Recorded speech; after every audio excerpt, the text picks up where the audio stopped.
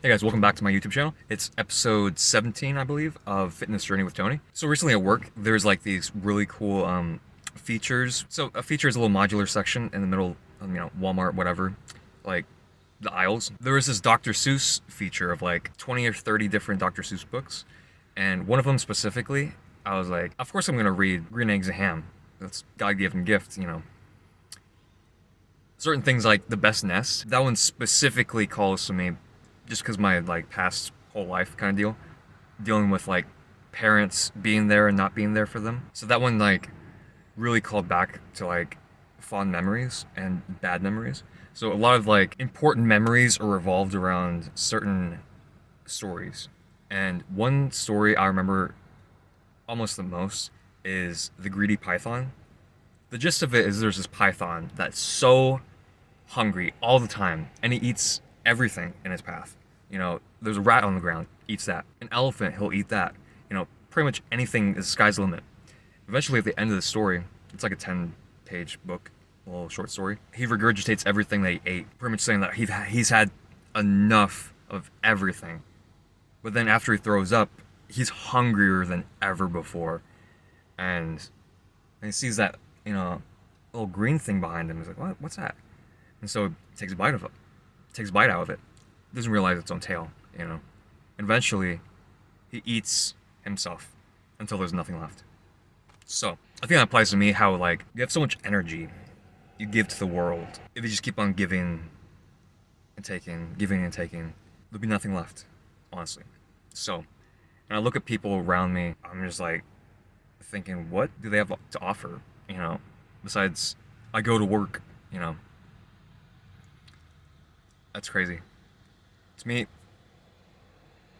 work is for you to survive, and so you can do what you love doing. But when work becomes the only thing you do, then it's like I get really depressed and sad. And it shows how I perform, how I treat people. And all of this I've discussed in my therapy sessions with my therapist. So one thing he tells me is that I'm doing great and absolute gift to be alive. He's like, Tony, you're an anomaly. If you weren't where you are right now, you would either be dead, in prison, or addicted to drugs. It's like, that's the only three things. I'm like, yeah. I'm like, I don't want to say, oh, I should be dead, kind of thing. But when you realize life is an option, when you wake up or you don't wake up, that's simple.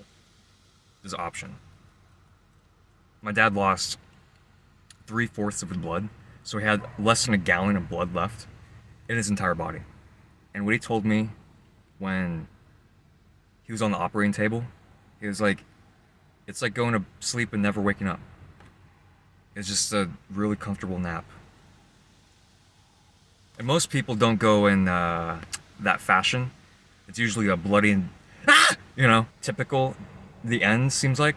But a lot of times it's either, or just, I'm going to take a nap, So that's from what information I've gathered throughout my 25 years of living.